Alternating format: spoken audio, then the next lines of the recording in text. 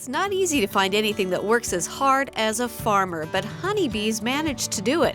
Today, we're north of Reardan near a canola field to meet Bud, a beekeeper who travels with his team and his bees to different fields to pollinate crops for farmers. What we have here on each pallet is 4 separate colonies. This stack of boxes is 1 colony of bees. Okay. How many bees are in a colony? You know, that's a great question. Each of these colonies probably has north of 50,000, 60,000 bees. And I gather by that thing that you're going to open one up.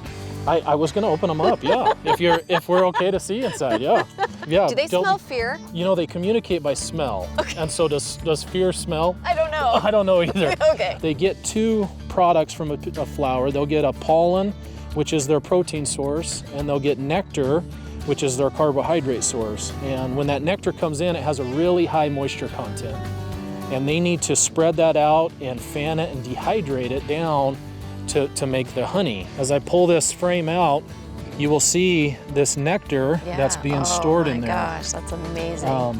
So it's very, very runny compared to normal honey, and it's just because of the moisture content is very high. Yeah.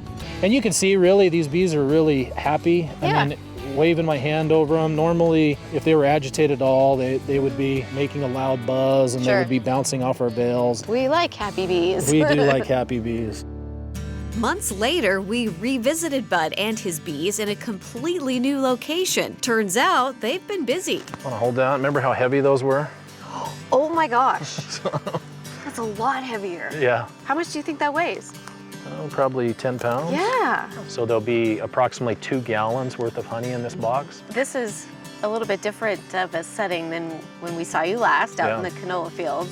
So why the woods? After the canola crop is done and we're done pollinating, then we try to spread our bees out into smaller yards and try to make a honey crop that is as pure and as clean as we can possibly make.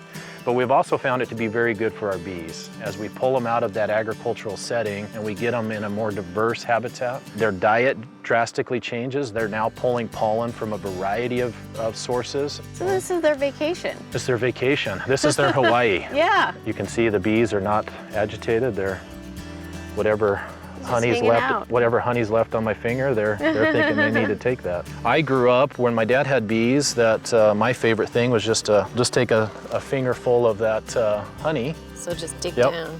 Oh, dig down. It's warm and gooey. You're gonna wish you had a warm roll. That's the best.